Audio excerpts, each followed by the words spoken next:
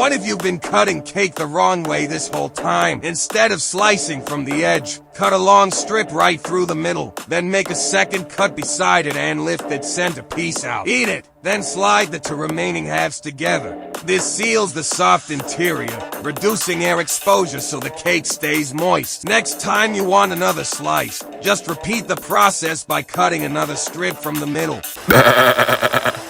Have you ever noticed that the first slice of cake is amazing, but 2 days later, the rest tastes like it spent the weekend in the Sahara Desert? Most people blame the recipe, others blame the baker, but what if the real culprit is the way you cut the cake? Well, believe it or not, there's actually a surprisingly clever piece of science hiding behind something as simple as slicing dessert. And by the end of this video, you'll probably never cut a round cake the same way again. Let's start with the biggest mistake almost everyone makes. Picture a birthday party. Someone grabs a knife, proudly cuts out a traditional wedge. Everyone claps, someone takes photos, and life seems perfect. But then the leftovers sit on the table. The next morning, you open the container, and the exposed side of the cake has become dry, crumbly, and disappointing.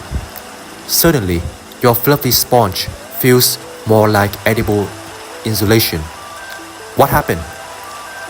The answer is surprisingly simple: air. The inside of a cake contains a lot of moisture trapped within tiny pockets formed during baking. That moisture is what gives cake its soft, tender texture. The moment you expose the interior by cutting a slice, water begins escaping into the surrounding air through a process called evaporation. If the cut surface stays uncovered, it gradually loses moisture, making the cake stale much faster. Now, here's a clever trick. Instead of cutting a wedge from the outside, make 2 parallel cuts through the center of the cake, creating a long strip. Remove that strip and enjoy it. Then, gently push the 2 remaining halves back together until the freshly cut surfaces touch. It looks a little bit strange. Your cake may resemble a science experiment that accidentally succeeded. But from a scientific perspective, it's actually brilliant. By pressing the cut surfaces together, you're dramatically reducing the amount of moist interior exposed to the air. Less exposed surface means less evaporation. Less evaporation means the cake stays softer for longer. Think of it like closing a book instead of leaving it wide open. The pages inside are naturally protected. Your cake works in much the same way. Surface area plays an important role here. The greater the exposed area, the faster moisture escapes. Bakers understand this principle well, which is why cakes covered with frosting or glaze often remain fresh longer. Those coatings act as barriers that slow down water loss. When you push the cake halves together, you're creating a similar barrier without adding any extra ingredients. Of course, this method isn't magic. If you leave the cake uncovered on your kitchen counter for maybe 3 days, it's still going to dry out eventually. Physics is patient, and evaporation never really takes a day off. For the best results, combine this cutting method with proper storage. Wrap the cake tightly in plastic wrap.